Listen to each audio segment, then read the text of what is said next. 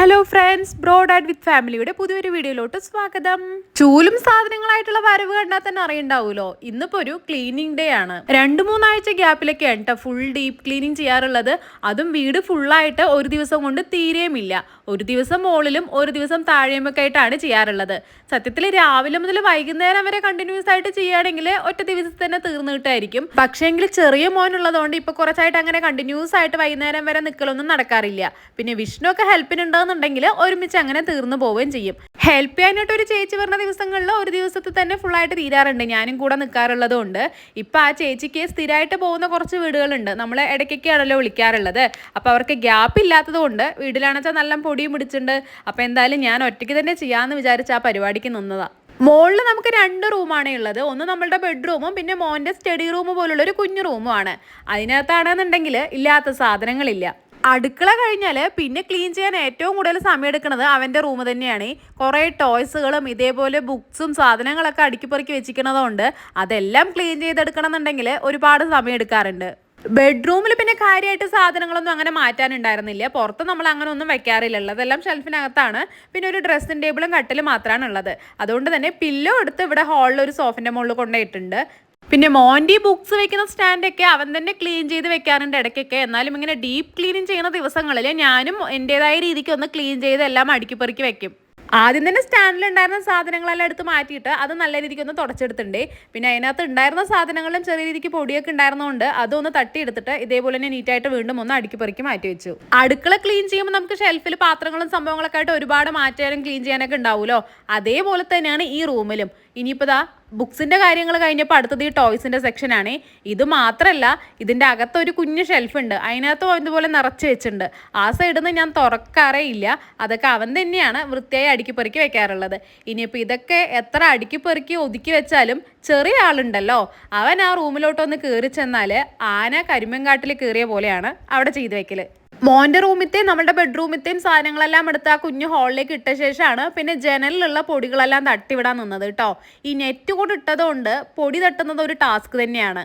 ഇത് നമ്മളുടെ റൂമിലത്തെ ജനലാണ്. ഈ ജനലിൽ ഞാൻ അത്യാവശ്യം ഇങ്ങനെ ചെടികളെല്ലാം സെറ്റ് ചെയ്ത് വെച്ചിട്ടുണ്ടായിരുന്നു കേട്ടോ. ഈ മണി പ്ലാന്റ് ഒക്കെ ചെറിയ ആൾ എണീറ്റ് നടക്കാൻ തുടങ്ങിയപ്പോൾ മുതൽ അവൻ അതിലായി കളി. പിന്നെ ഇപ്പോൾ അതിനെല്ലാം എടുത്ത് മാറ്റി. അതൊരു കണക്കിന് നന്നായി കേട്ടോ. അതുകൊണ്ട് തന്നെ ഈ ബെഡ്റൂം ക്ലീൻ ചെയ്യുമ്പോൾ എനിക്ക് അധികം സാധനങ്ങളൊന്നും എടുത്തു മാറ്റാനായിട്ട് ഉണ്ടാവാറില്ല. ബ്രഷ് കൊണ്ട് പൊടികളെല്ലാം തട്ടിയെടുത്ത ശേഷം നനഞ്ഞ തുണി വെച്ചിട്ട് ഒന്ന് ഫുള്ളായിട്ട് തുടച്ചെടുക്കുന്നുണ്ട്. അപ്പോൾ ഒന്നുകൂടെ ക്ലീനായി വൃത്തിയായിട്ട് വരുമല്ലോ. റൂമിൽ നമുക്ക് ഈ 3 പാലയുടെ ജനൽ കൂടാതെ ഇതിൻ്റെ ഓപ്പോസിറ്റ് സൈഡിലും ഇതേപോലെ തന്നെ 3 പാലയുടെ ഒരു ജനൽ കൂടെ ഉണ്ട്. ഇതുകൂടെ കഴിഞ്ഞ് അതേ രീതിയിൽ അതും ഒന്ന് തുടച്ചെടുത്തു. പിന്നെയുള്ളത് ഈ ഡോറാണ്. അതും കൂടെ തുടച്ചു കഴിഞ്ഞപ്പോൾ റൂമിലത്തെ പരിപാടി കഴിഞ്ഞു. കൈയോടെ താഴെ ഉണ്ടായിരുന്ന പൊടികളെല്ലാം കൂടെ അടിച്ചപ്പോൾ റൂമിലത്തെ പരിപാടി കഴിഞ്ഞു. പിന്നെ ഇതാ ഇപ്പം ഈ കാണുന്ന സംഭവം ഉണ്ടല്ലോ, ഇത് അടിപൊളി പ്രൊഡക്റ്റ് ആണ്. നമ്മൾ AC ഒക്കെ ഓൺ ചെയ്യണ സമയത്ത് പുറത്തോട്ട് തണുപ്പ് പോകാറുണ്ടല്ലോ, ഒരു കുഞ്ഞ് ഗ്യാപ്പ് ഉണ്ടെങ്കിൽ പോലും അത് ഫില്ലായിട്ട് ഇരിക്കുന്നുണ്ട്. 3-4 വർഷത്തിൽ കൂടുതലായിട്ട് ഈ ഒരു സംഭവം തന്നെയാണ് ഉപയോഗിക്കുന്നത്. കുറേ പേർക്കൊക്കെ അറിയുന്നുണ്ടാവും. ഇനിയിപ്പോൾ ആർക്കെങ്കിലും ഉപകാരം ആവുകയാണെങ്കിലോ എന്ന് വെച്ചിട്ട് പറഞ്ഞതാണേ. അങ്ങനെ ഒരു വിധത്തിൽ 2 റൂമിൻ്റെയും പരിപാടികളൊക്കെ കഴിഞ്ഞിട്ടുണ്ട്. ബെഡ്ഷീറ്റും പില്ലോ കവറെല്ലാം വാഷ് ചെയ്യാനായിട്ട് എടുത്ത് മാറ്റിയിട്ടുണ്ട്. മോൻ്റെ റൂമിലത്തെ സാധനങ്ങളെല്ലാം ക്ലീൻ ചെയ്ത് അതേപോലെ തന്നെ അടുക്കി പെറുക്കി ഒതുക്കി വെച്ചിട്ടുണ്ട്.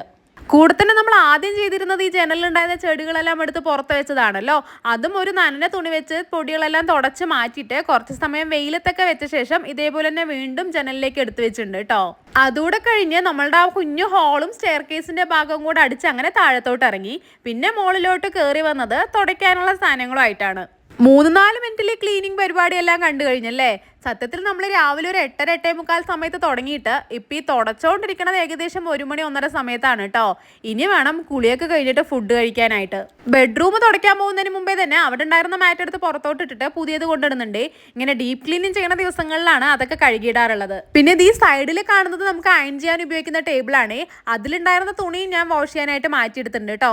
നമ്മൾ നേരത്തെ പൊടി തട്ടുന്ന സമയത്ത് സാധനങ്ങളെല്ലാം അതിൻ്റെ മുകളിൽ വെച്ചിരുന്നല്ലോ, അത് മാറ്റിയിട്ട് പുതിയ ഷീറ്റ് ഇപ്പോൾ വിരിച്ചതാണ്. അതും ചേഞ്ച് ചെയ്യാറുള്ളത് ഇതേപോലെ തന്നെ ഡീപ്പ് ക്ലീനിങ് ഡേയ്സിൽ മാത്രമാണ്.